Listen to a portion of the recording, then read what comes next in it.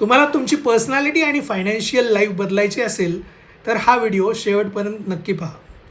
How to become rich step 2 40-day financial transformation.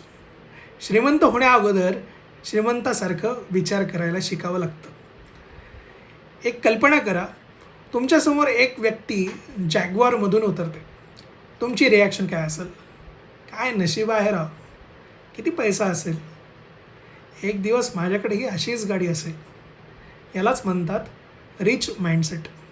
जे लोक successful लोकांना पाहून जळतात त्यांची ग्रोथ थांबते, पण जे सक्सेसफुल लोकांना पाहून म्हणतात तू अजून मोठा हो आणि मीही तुझ्याकडून शिकून मोठा होईन, ते स्वतःची मेंटॅलिटी बदलत असतात. कारण एक सिम्पल फॉर्म्युला आहे, thoughts converts into feelings, feelings converts into action and action converts into results. तुमचे थॉट्स बदलले तर फिलिंग्स बदलतील, फिलिंग्स बदलल्या तर ॲक्शन्स बदलतील आणि ॲक्शन्स बदलले तर रिझल्ट्स बदलतील. हे APJ अब्दुल कलाम यांनी म्हटलेलं आहे. पण हे थॉट्स येतात तरी कुठून? तुमच्या एन्व्हायरमेंटमधून.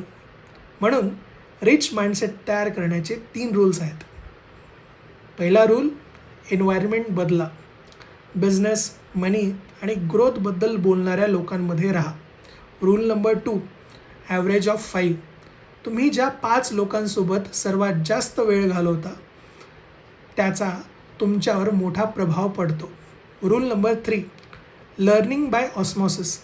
सक्सेसफुल लोकांसोबत राहिल्यावर त्यांची एनर्जी, हॅबिट्स, थिंकिंग आणि काम करण्याची पद्धत नकळत शिकायला मिळते.